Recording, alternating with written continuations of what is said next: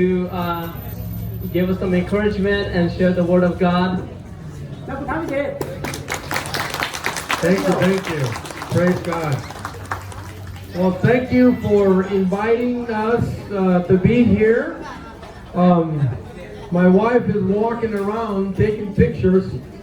So if you see somebody taking pictures, just it's my wife. And then we've got a couple of other folks from our church, Frank and Jack. And then we've got our tent there. And so we just want to thank you guys for having us this morning. I'm going to try to be brief. For a pastor, that's about 30 minutes. But we're at a park. So I'm going to try to be try to take even less time. The Word of God says that people would always ask Jesus questions. Questions about who he was, questions about what he was doing. And at the end of the day, when I read scripture, I found that Jesus obviously always had an answer. And in one occasion, they asked him who he was. And he simply answered, and he said, I am the way, I am the truth, I am life.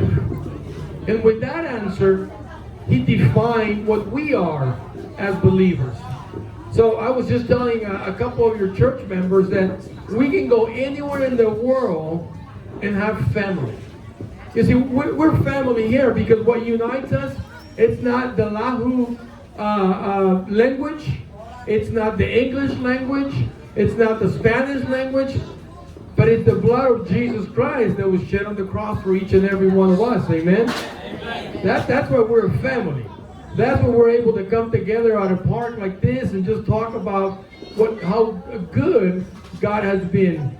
Let me tell you a little bit of what God has done in our lives throughout the years. And for me to do that, I want to go back about 22 years. I was young back then, 22 years ago, right? I had a lot more strength. I could run. I was playing in the soccer team. I enjoyed playing soccer all the time, and my kids were starting to grow up and play soccer, and things were going good. I had a good job. I wasn't a pastor 22 years ago, but I had a good paying job, and I felt like, I was, you could say, on top of the world. I had it made. I was doing what I want to do. Things were going great. Home, everybody was fine. We owned a house. Everything was just perfect. And then one day, 3 o'clock in the morning, I woke up. And when I woke up, I had a really severe pain in my stomach. And I thought, I'm going to call to work and say I'm going to be late a couple hours. I'm going to go to the doctor. It was December 3rd in year 2000. I called work and I said, hey, I'm going to be late a couple hours. I'm at the doctor's. I was actually at the emergency room in San Jose, California. And I said, I'm going to be late a couple hours, but I'll be in.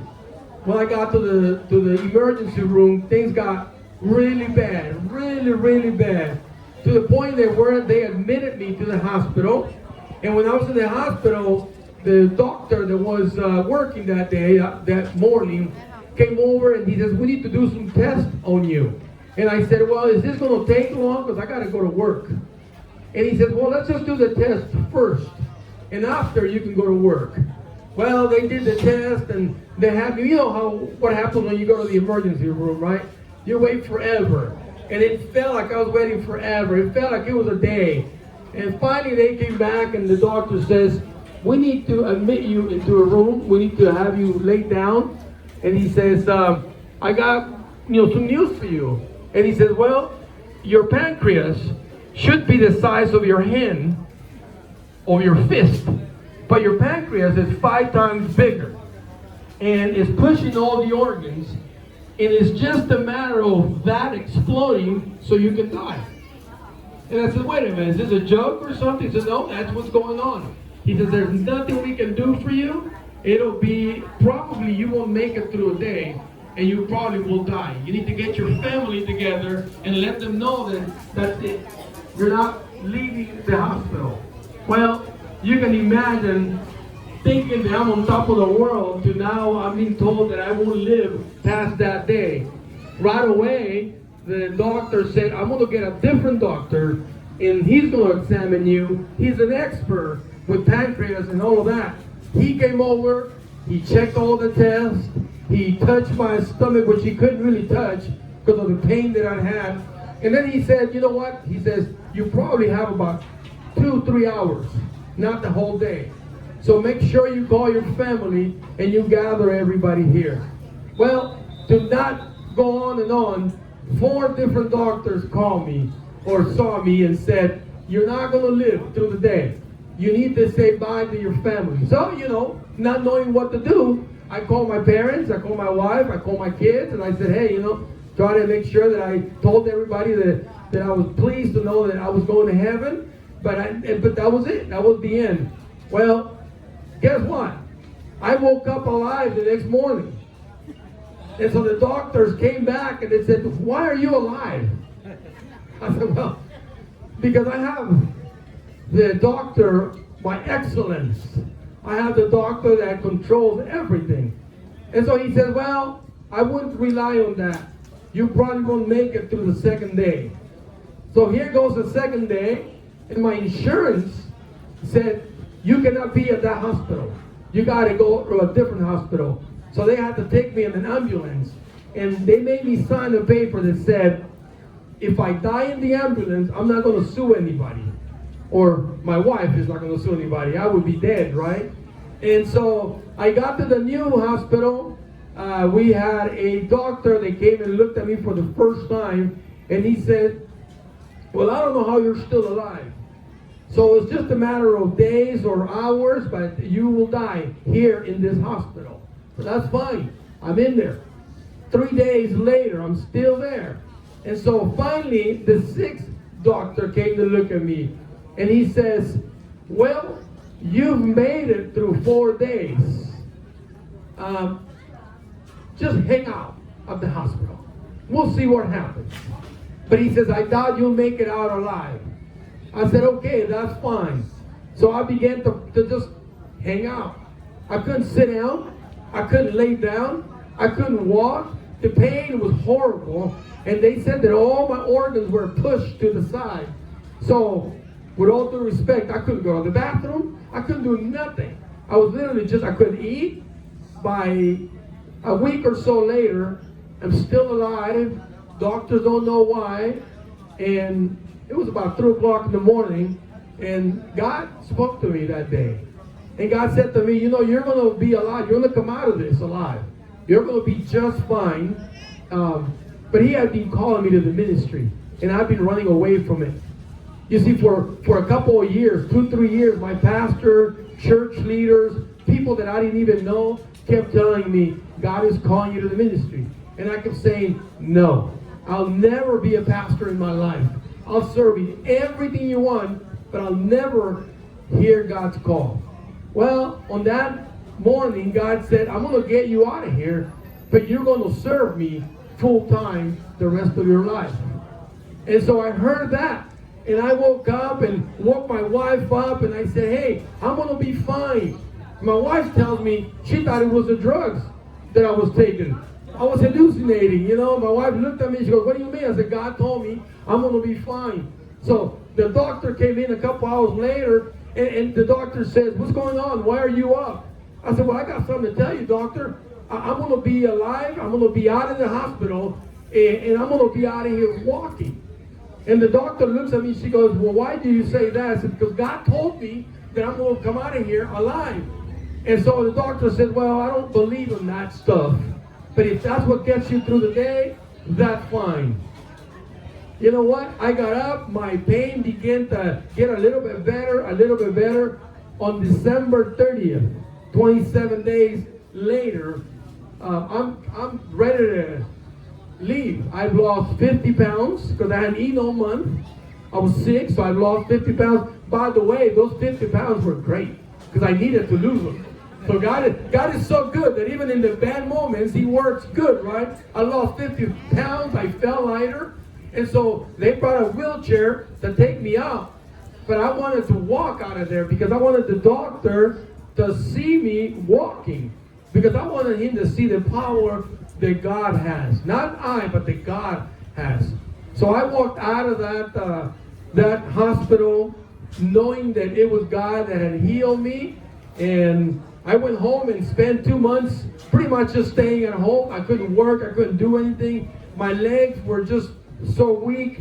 But it gave me enough time to enroll in our seminary for the Southern Baptist Convention. And I went and got my degree so I could become a pastor and understood God has calling. You see, the Bible says that all wages of sin is death. When we follow what we want, it brings us to death. It doesn't allow us to see the purpose that God has. You see, I understood that there was a purpose why God got me out of the hospital. And it wasn't just so I could keep living the way I did. It gave me an opportunity to see that when you listen to God's voice, God can do great things in you and through you. You see, we're at a part where I am sure different languages are spoken. And I believe that God loves every single person that is here today. The book of Romans says that even though all wages of sin lead to death, God demonstrates his love. That when you call upon his name, you will be saved. See, you can come to God with whatever problem you got. Whatever issue you got going on. You could be having a marriage that's about to fall apart. You see, this morning I heard a story of a man that went to his wife, and this is a true story, I'm not making it up. Went to his wife and said, I want a divorce. And finally the divorce came through. She moved to a different state. He stayed in the same state. And then he began to call upon Jesus and said, Lord, what do I do? What's next for me? And guess what is next for him now? Now the poor guy is having to travel to that other state to see if he can find his wife and bring her back. Because God told him, you blew it. You blew it. You need to stay with that wife. So I'm praying for them, and soon enough, they'll be together again and they'll have to remarry again.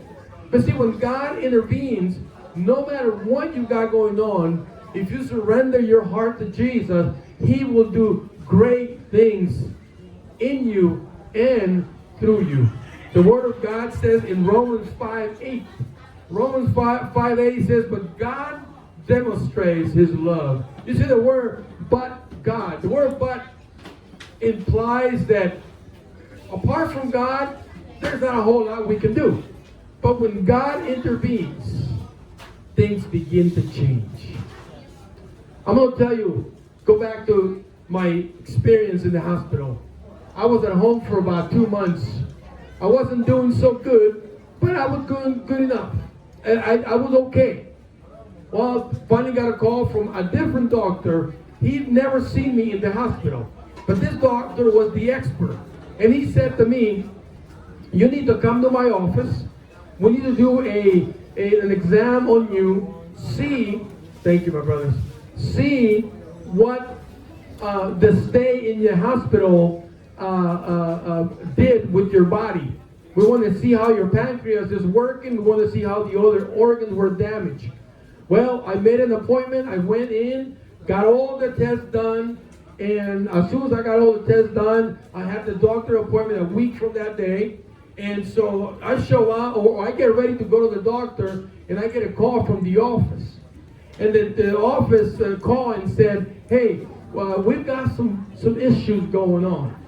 And so I think that we might have made a mistake. So the doctor doesn't want to see you. He wants for you to go and take all the tests again a second time. And I said, well, is there something that I need to worry about? And the doctor and the nurse said, no, we just want you to take all the tests again to be sure we're looking at the right thing. So I went back in, got all the tests done again. Finally, my appointment came, and I got to the doctor. And the doctor, very nice man, he walks me in, my wife and I, we're sitting there, and I'm a little bit concerned because they did the test twice. And, here I am, right? Ye of little faith, thinking, man, maybe things are not looking so good in my stomach, in my body. So the doctor comes and brings out 2 results of tests. You know, they did x-rays, they did everything. So he puts them up, and he says, he begins the appointment like this: give me your name. Well, you should know who I am. I'm in your office. You have 2 sets of tests. You should know who I am. So I said, well, my name is Nestor Amaya. He goes, okay, so I've got the right guy. I'm thinking, what do you mean? He says, well, let me show you something. So he looks at both tests, both results, and he says, you've never been in the hospital. Your pancreas has never had anything happen to it. The results show that you've never been sick before. There's no way I could say by looking at the results that you were in the hospital for a month. You see, God not only got me out of the hospital, but he healed everything that had gone bad in my body. And that's when God said, I've got this. I'm in control. I know what is best for you. You don't never need anything else but me. And that's when I remember that Jesus says, I am the way, I am the truth, and I am the life. You see, I don't know what anybody here is going through. In fact, I don't know most of you. I'm so in love with you guys. I'm thinking about changing membership to you guys' church. Sorry, Jack and Frank. But you know, I just love to see this big group gathering at a park. But at the end of the day, see, Jesus told me I am the way. Jesus is the way. So it doesn't matter what you're going through today. Don't fight it alone. Let Jesus take control of it. You see, if you're somebody that's come to this church and has never made a professional faith, the Bible says he loved the world so much, he loved you so much, that he gave his life for you. So you can have everlasting life. You know the beautiful promise that we find in John 3:16? Because it says that when we give our hearts to Jesus, we have everlasting life. That everlasting life doesn't happen here in this world. This world is too confused to be in the presence of God. He says everlasting life one day will be in his presence, but only if you surrender your heart to Jesus. In Romans 10:9 and on says, if you declare with your mouth that Jesus is the Lord, you will be saved. You see, God loves us so much that you could go through an experience like I went. I mean, you could go through a divorce. You could lose a loved one. You could lose your job. All of that is part of life, but it doesn't define who you are. I don't care how bad you have it. When Jesus loves you, things change forever.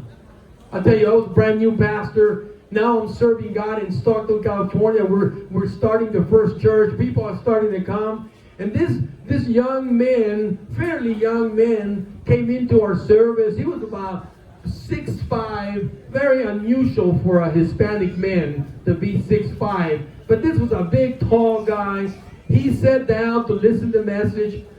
During the message, got up a couple of times and reached on his pocket.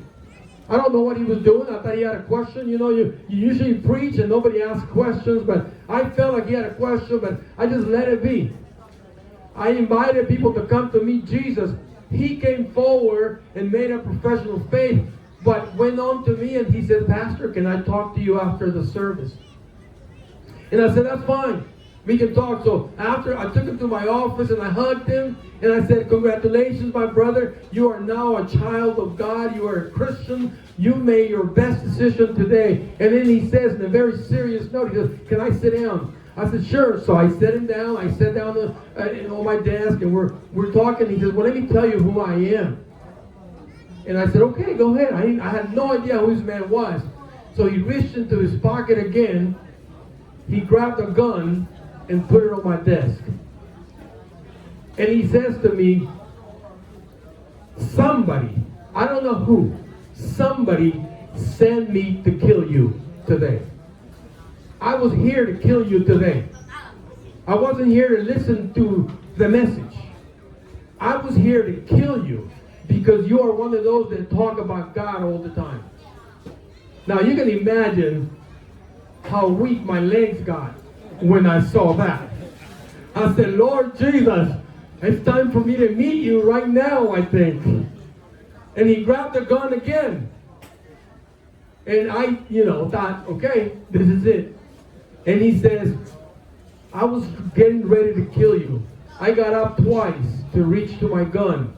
But every time I got it, somebody told me, no, don't do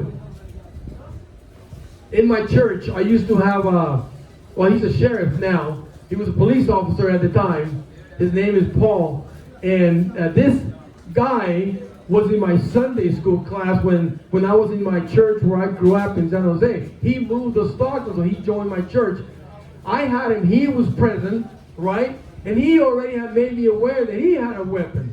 So I began, as he kept talking, I began to look around and I said, where's Paul? Where's Paul? I need Paul right now, And so I'm just thinking, where is he? And so he grabbed the gun again a third time and he says, I gave my heart to Jesus, but I want you to know that I killed more people than I can never tell you. So killing one more was no big deal for me. But I want to give that life up. So I want to give you the gun. He pushed it towards my way. And you can imagine at that moment, I just grabbed it and threw it on the floor. And I said, thank you, Jesus. You see, you will go through all kinds of stuff in your life, good and bad. In fact, the devil might be telling you the church is overrated, that you shouldn't go to church anymore. The devil might be telling you, you know what, it's a thing of the past. In fact, a lot of people after COVID have decided not to go back to church.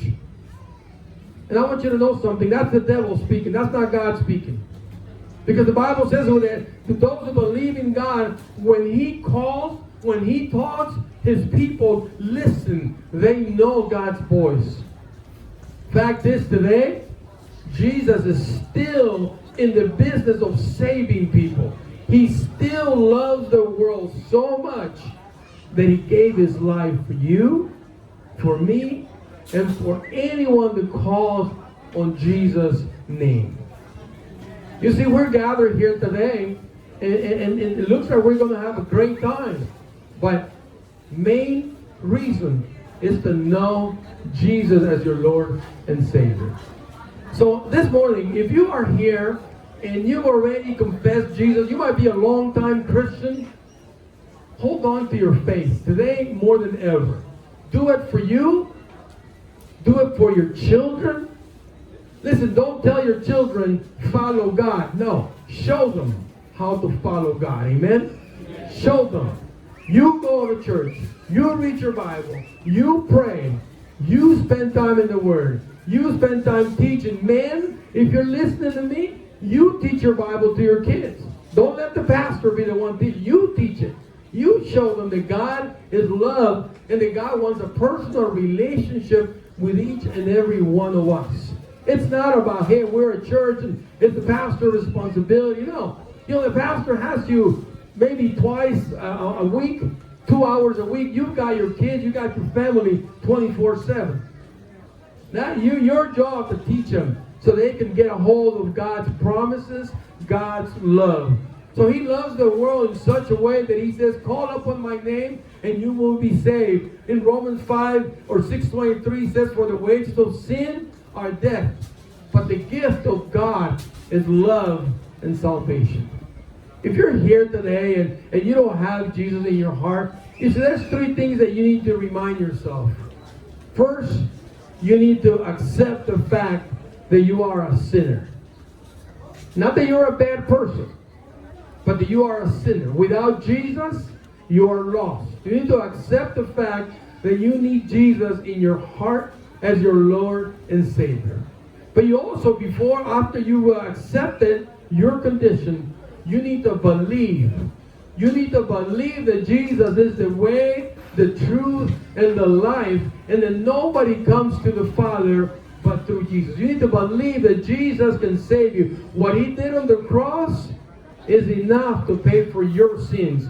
It doesn't matter how bad your sins are. They're good enough. Jesus has paid the price. So you need to believe in Jesus as your Lord and Savior. And once you admit it You have believed, now you need to confess. And that's what Romans 10:9 says. If you declare with your mouth. You see, the way you confess is by saying, I, as a sinner, want to invite Jesus into my heart. I'm going to tell you this. If you surrender your heart to Jesus today, you will never, ever regret it. Ever regret it. Because that's going to be the greatest decision you could ever make. And it'll be so assured that if I went to you right now and I asked you, are you married or single? You don't have to think about that question. You know whether you're married or single. Well, some of you might not want to be married, but you know that you're married. You will answer, I am married or I am single. It's the same way when you give your heart to Jesus and I ask you, are you a child of God? You will clearly say, yes, I am, because of the blood that was shed at the cross. Jesus paid the price. I am the way, the truth, and the life, Jesus says. So I want to end with this, because I know that pastors tend to talk too much, and I am one of those. So I don't want to keep talking. I can already smell the food. Praise God. Praise God. But if you're here today and you need Jesus in your heart, you see, it's not about the church, whether it's the Messengers, the Laos, or any other church. It's about Jesus. If you surrender your heart today, you're surrendering your heart to Jesus Christ, not to the church in particular. So if you're here today, you need to make that decision. Now I'm going to ask something that is really hard to do. Sometimes it's really almost impossible to do. If you're like me, I don't really like to go in front of people, even though I'm a pastor. I really don't like to be in front. You're all looking at me. And I want you guys to be looking at the food maybe or something else, right? But if you're here and you've never made a profession of faith, what I am about to do right now will change your life forever. If you want to invite Jesus into your heart, I want you to have the courage to stand up from wherever you're at and walk over here. I just want to pray for you and say, Lord, thank you. The Bible says that when somebody repents, there's a party going on in heaven, because God is celebrating the fact that a sinner has repented himself. Now, I know that's a decision you make once in your life. So there might be the case that everybody here already confessed Jesus, and that's okay. I lost my sound. And that's okay. If you have not confessed Jesus, this is the moment. This is the moment that will change your life. All I want to do is pray for you and say, Lord, thank you for this person that has confessed you as their Lord and their Savior. See, I gave my heart to Jesus when I was 13 years old. And then I landed in the hospital in 2000, which was 22 years ago. I'm 54 years old now. So I was 30 plus when I landed in the hospital, and God gave me a second opportunity. Fact is, God's given me 1.5 million opportunities. Every time I mess up, God says, I love you. I love you, I love you, I love you. And that's what God is saying to you today. I love you. I want to give my whole being to you. I want you to be a child of God. Is there anyone today, this morning, that would like to offer their heart to Jesus? Would you? I know it takes a lot. I know it's almost embarrassing. But you know what? Jesus died on the cross for you. If you remember, next to Jesus there were 2 thieves in each cross. One of them was laughing at him. The other one said, Lord, forgive me. Forgive me for all I've done. And Jesus says, I'll tell you what, today, when you die, you will be in the presence of God.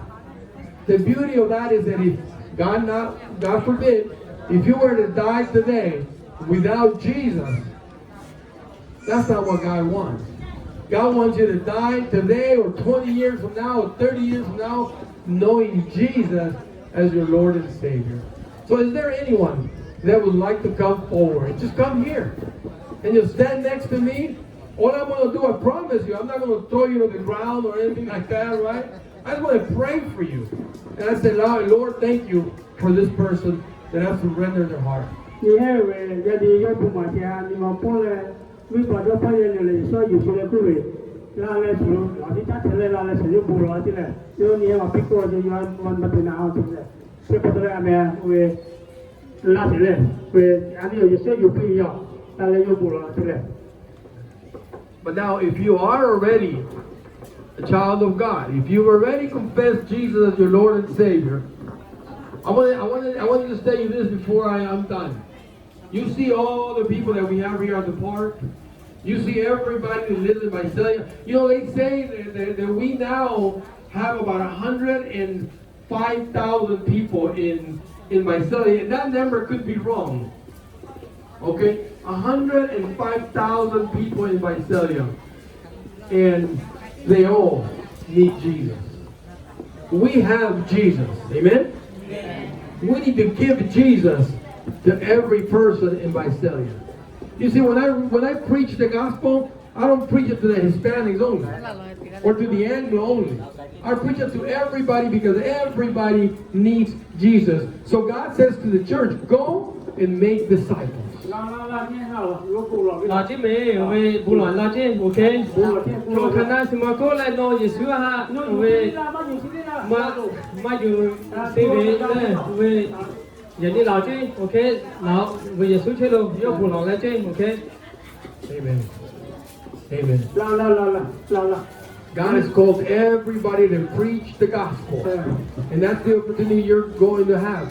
To preach the gospel everywhere you go. Every person you ever meet, preach the gospel.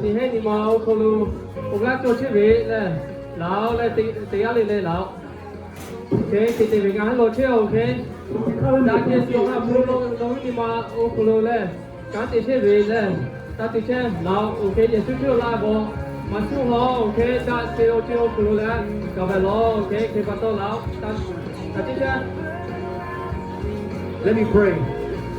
Dear Heavenly Father, we thank you for your love. We thank you for your mercy. And we thank you for your forgiveness, Lord. As we are gathered here today at this park, Lord, we ask for a special blessing on every person that is here, including those that are playing soccer, Lord, the parents, the grandparents that are enjoying this day. Lord, I ask that your love and mercy be given upon every person that is here today. Lord, I ask that somehow you bring the message to them so everyone can know you personally. I ask, Lord, for the Lahu Church, Lord. Every person that's standing here with me, Lord. I don't know them, but I know you do. Lord, use them in a way that Visalia would come to know Jesus. That Visalia would come to know the message of the gospel, Lord. I ask, Lord, that you will use our church, the Messenger's Church, to go and take the message of the gospel to everyone.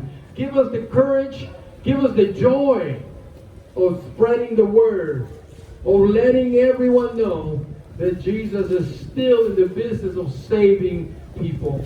Lord, we love you and thank you for loving us. We praise you because you are worthy of our praise, Lord. We honor you because no one else can be honored like you. Be with us, Lord, and let everything that takes place at the park today bring honor and bring glory to you. It is in the precious name of Jesus that we ask. Amen. Thank you, thank you. All right, hallelujah, okay, thank you. Thank you, Pastor Nestor. That was very encouraging, and definitely that's a blessing for us as well. 各位，从你们那位马别那马别的年龄之下，我们你可别，我们你休假了嘞，各位，刚刚我今天晚上刚刚就把你给搞起来，就不别话呢，会只有样，外地话给这个多，啊，你们什么调事情？对，都不一样。All right. 也去要不买是要扣的，去第嘛 verse 那个我呢老会背啊，这边呢 OK. So here in Romans chapter 5 verse 8, Pastor Nestor shared with us earlier. It says again, chapter 5 verse 8. But God demonstrates His own love for us in this: while we were still sinners, Christ died for us. OK. 去อย่าชิบุมาเลยกันได้เชิงมาติเลยกันได้เนี่ยหิมะโอโคลกุสิบอกเลยยิสายโยฮักเป็นเชิงมวิตัวทุติเลยเลยโยติเสียวโคลเลยอันนี้วิบายาแพทเชสิโคเลยครีอันนี้วิโอปุงโซทียาวจีน่าโอเคเช่นโยอย่าชี้สาขีขันเสียวโคโยเลยอะไรล่ะสติปีเจโอเคจูแพงเกลียมาสิแพงเกลียล่าไป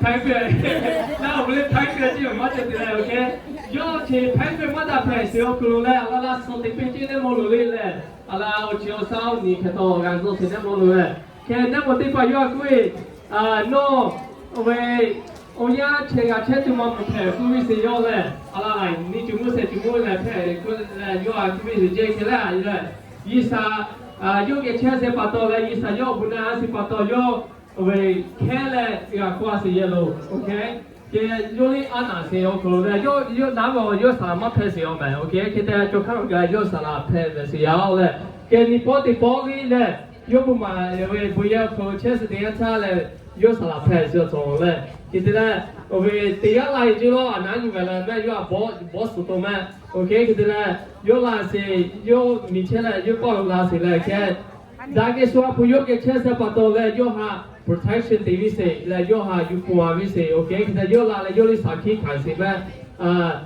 โยสารหากุวิเศษเลยง่ายอย่างนี้ลาสิวันน้องฮะลาเลยบอสตัวลาสิยาวก็เลยโยกุวิเศษคิดได้โยตีมากาจีโอเคคิดได้โยอันนั้นโยฮับปี้เลยโยอันนั้นอยู่ขายสิยาวเลยคิดว่าตอนแรกยิ่งสาวเวลบอยมาชิมหมดสิคิดได้โยเกี่ยวเช่น protect เช่นสิโอเคแต่โยกุยอย่างที่นั่นเนี่ยเอาไว้ว่าเป็นเซลล์โคโลนี่อาซาติเซลล์โคโลเลยนั่นโนเซลล์โคโลอันนี้แต่สาวเชื่อจีกิสาเกขนาดเหล่าจีโอเคกิสาติช่วยติมามาจ่อหัวก็เลยโยอันนี้เอาว่าเป็นสิบโอเคนั่งดูสิมากูสุสาสิมากูดูหาสิมากู depression จ่อสิมากูที่จีเลยโอเคอันนี้ก็ตัวขันเชื่อสิโอเคเลยกิสาที่แกเชื่อเลยว่าสาเชื่อโอเคโยอันนี้เอาว่า